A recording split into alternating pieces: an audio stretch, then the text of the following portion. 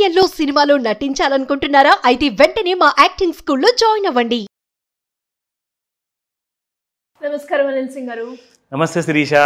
So gold సిరీస్లో భాగంగా మనం చూస్తున్నాం, ప్రతిరోజు గోల్డ్ గురించి ఉన్న అప్డేట్ని అయితే మనం ఇస్తూ ఉన్నాం సార్. అందులో భాగంగానే మనము చాలా రోజుల నుంచి గమనిస్తే గోల్డ్ మూమెంట్ అనేది పెరుగుతుంది తగ్గుతుంది, పెరుగుతుంది తగ్గుతుంది, పెరుగుతుంది తగ్గుతుంది.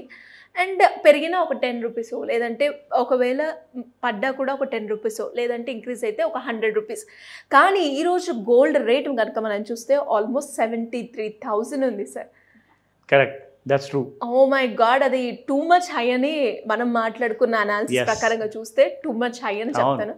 దీని ఇంపాక్ట్ ఎలా ఉంటుంది సార్? అండ్ ఇది ఇంకా పెరిగే అవకాశం ఉందంటారా? అందులో డౌట్ లేదని చెప్తా. మొట్టమొదటి ఆన్సర్, ఎందుకంటే ఈ విషయం అందరూ తెలుసుకోవాలి.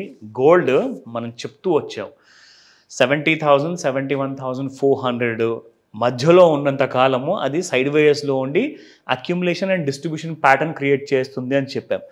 డిస్ట్రిబ్యూషన్ అంటే అమ్మకాలు, అక్యుములేషన్ అంటే స్మార్ట్ మనీ బై చేసుకుంటుంది. అసలు ఎవరికి తెలియనట్టుగా చీమ కొట్టినట్టుగా ఉండకూడదు, కానీ అక్కడ పని మాత్రం జరగాలి.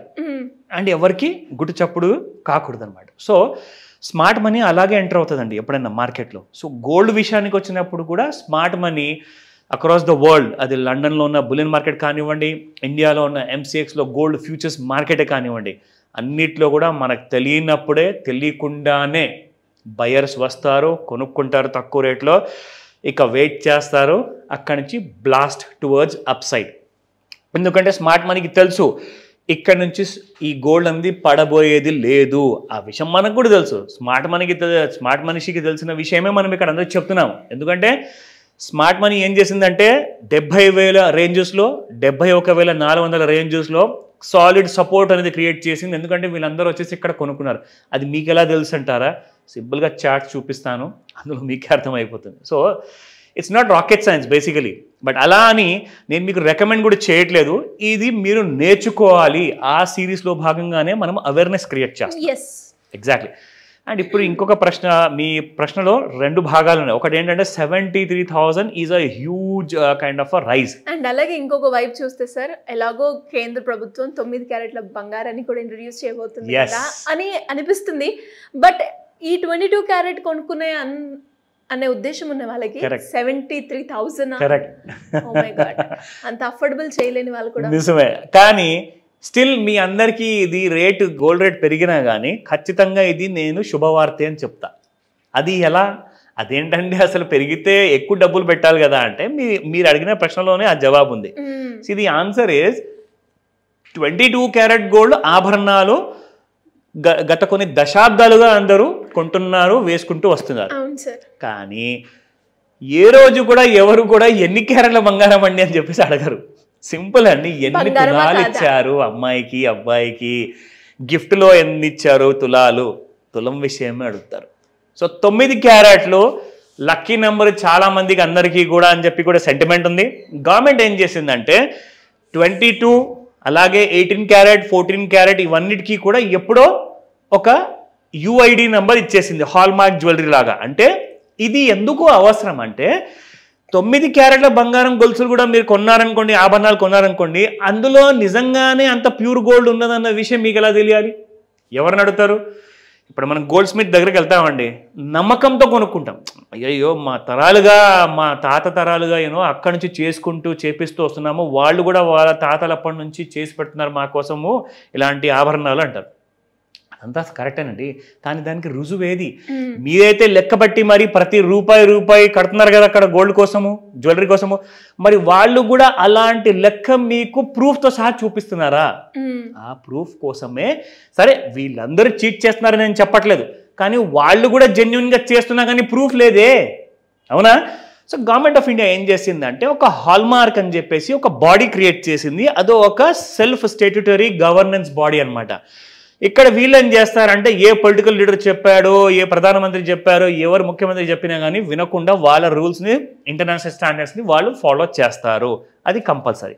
సో మీరు ఇండియాలో హాల్మార్క్డ్ జ్యువెలరీ కొన్న తర్వాత మీరు అమెరికాలో వెళ్ళి చెక్ చేయించుకోండి, లండన్లో చెక్ చేయించుకోండి, ప్రపంచంలో ఎక్కడైనా చెక్ చేయించుకోండి, అది ఖచ్చితంగా అదే ప్యూరిటీ ఉంటుంది. అంటే ఇంటర్నేషనల్ స్టాండర్డ్స్తో పోల్చుకోవచ్చు అనమాట.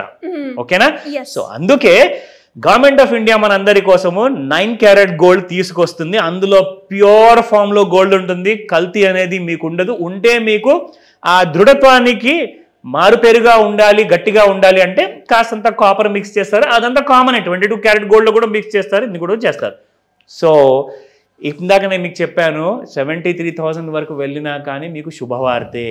ఎందుకంటే మీరు 73,000 ప్రకారంగా 22 క్యారెట్ గోల్డ్ ఒకవేళ ఒక 10 తులాల బంగారం కొనుక్కుంటే, లేదంటే ఒక తులం బంగారం కొంటే మీకు 73,000 plus value addition, GST, wastage ఇవన్నీ కలుపుకుంటే ₹1,00,000 దాటిపోతుంది అది. కానీ మీకు 9 క్యారెట్ గోల్డ్ మాత్రం మీకు జస్ట్ 25,000 లోపలే అవైలబుల్ ఉంది. గోల్డ్ ఎంతైనా పెరగనివ్వండి, ఇక్కడ మీరు స్పెండ్ చేసేది మాత్రం 20,000 లేదా 24,000, 25,000 ఈ మధ్యలోనే ఉంటుంది. మ్యాక్స్ 30,000 అబవ్ పోదండి మీకు. ఎందుకంటే మీరు తీసుకుంటున్న 9 క్యారెట్ గోల్డ్ వల్ల ఏమవుతుందంటే మీకు రిస్క్ అనేది తగ్గుతుంది. ఒకవేళ రేపటి రోజున అది పోగొట్టుకున్న ఎవరైనా దొంగెత్తుకెళ్ళినా కానీ you will not feel that bad. Lakh పైన ఉన్న వస్తువు కోసము నిజంగా మనం గుండె పగిలి మరీ ఏడుస్తాం. కానీ 20-25,000 ఈజ్ ఓకే, రీజనబుల్. మనం కూడా కొంచెం జాగ్రత్త పడతాం. Let's come back to the spot gold market.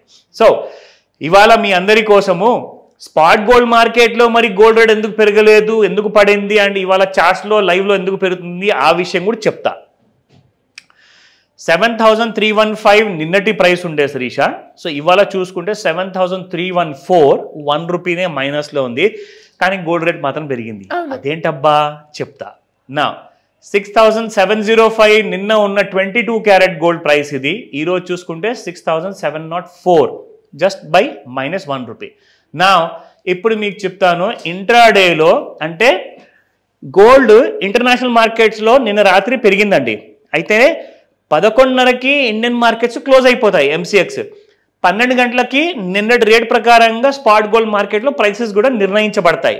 అది -1 లాగా మీకు చూపించింది. కానీ ఇవాళ గోల్డ్ మార్కెట్ పెరిగిందే, మీకు పెరిగింది ఇవాళ ఫ్యూచర్స్ మార్కెట్లో గోల్డ్. కాబట్టి దాన్ని మనం పెరిగే ముందు ఎలా ఐడెంటిఫై చేయాలన్న విధానాలు కూడా మన దగ్గర ఉన్నాయి.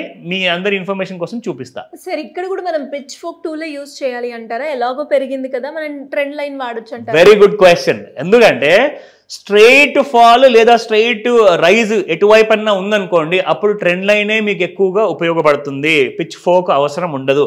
పిచ్ ఫోక్ మీకు ఎప్పుడు కావాలి అంటే ఆ టూలు ఇందాక శిరీష అడిగారు ప్రశ్నలో, పెరుగుతూ పడుతూ జిగ్జాగ్ మూమెంట్ ఉన్నప్పుడే మీరు పిచ్ ఫోక్ అనేది టూల్ వాడాలి. అది మనకి అక్కడ కనిపిస్తుంది. ఇప్పుడు మీకు ఇక్కడ కనిపిస్తుందండి, చక్కగా పైకి వెళ్తుంది. సో దానికి వేరే టూల్ అవసరమే లేదు, మీకు ట్రెండ్ లైన్ టూలే వాడండి. ఇలా మనం చూసుకుంటే ఇక్కడ ఒక రైజ్ ఇచ్చింది మనకి బంగారము. అండ్ రెండోది మనం చూసుకుంటే ఇక్కడ మనము as now we have a solid rise. అది కూడా ఎంత స్ట్రైట్ గా ఉంది చూడండి శిరీష, అసలు పెరుగుదలా. అవును సార్, అందుకే నేను ఇక్కడ డౌట్ వచ్చే మిమ్మల్ని ఆ పాయింట్ ఎగ్జాక్ట్లీ మామూలుగా లేదు, అసలు ఒక స్ట్రైట్ లైన్ లాగా ఉంది గ్రాఫ్. అంత ఫాస్ట్ గా పెరిగిందండి గోల్డ్. ఇది కూడా ఇక్కడ మీకు చూపిస్తా. సో ఇక్కడ మనం చూసుకుంటే గోల్డ్ ఎక్కడా కూడా ఇటువైపు కానివ్వండి, ఈ జోన్లో ఉన్నప్పుడు కానివ్వండి, మనకి గోల్డ్ అనేది బ్రీచ్ అవ్వలేదు ట్రెండ్ లైన్ని. ఒక్కసారి ఇక్కడ బ్రీచ్ అయింది.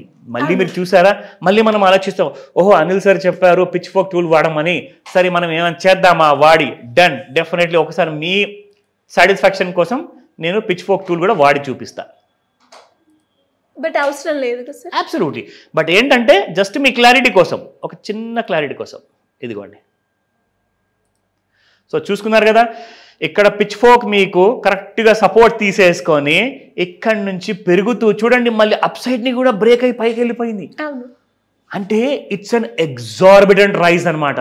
సో ఇలాంటి వాటి మీకు నాలెడ్జ్ కోసం ఖచ్చితంగా మీరు నేర్చుకోవాలని చెప్పేసి నేను సపోర్ట్ చేస్తాను. ఎలా సరే, ఎలా అప్రోచ్ అవ్వాలి, అప్పుల నుంచి బయటపడాలి అన్న, ఈ గోల్డ్ అనాలిసిస్ తెలుసుకోవాలి అన్న, దాంతోపాటు ఇన్వెస్ట్మెంట్ ప్లాన్ ఏ విధంగా చేసుకోవాలి అనుకునే వాళ్ళు ఎలా అప్రోచ్ అవ్వాలి? ఫస్ట్ అండ్ ఫార్మోస్ట్ మీరు అడిగిన ప్రశ్న ఇంపార్టెంట్. ఎందుకంటే అప్పుల విషయానికి వస్తే చూడండి, అసలు చాలామందికి ఏమి తోచదు వెనక ముందు.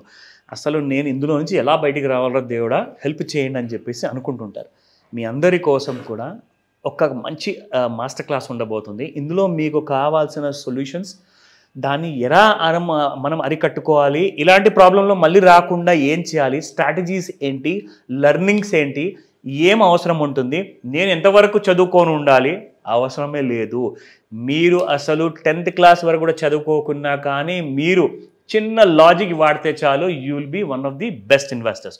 సో ఫ్యూచర్ ప్లానింగ్ కానివ్వండి, గోల్డ్లో ఇన్వెస్ట్మెంట్ మీరు అడిగినట్టుగా గోల్డ్లో ఎలా ఇన్వెస్ట్మెంట్స్ చేసుకోవాలి, ఇందులోంచి మనం ప్రాఫిట్ డైలీ బేసిస్లో ఏదైనా తెచ్చుకోవచ్చా, నెల ప్రకారంగా మనం సంపాదించుకోవచ్చా, స్టాక్ మార్కెట్లో మనము మ్యూచువల్ ఫండ్లో సేఫా, ఈటీఎఫ్ సేఫా, మనం కనీసము ఒక 50% నుంచి ఒక 100% లేదా 200% వరకు పర్ యానం మనం సంపాదించుకోవాలి అంటే అది నిజమేనా, దానికి ప్రూఫ్స్ ఏమైనా ఉన్నాయా అంటే ఈ క్లాస్ అటెండ్ అవ్వండి.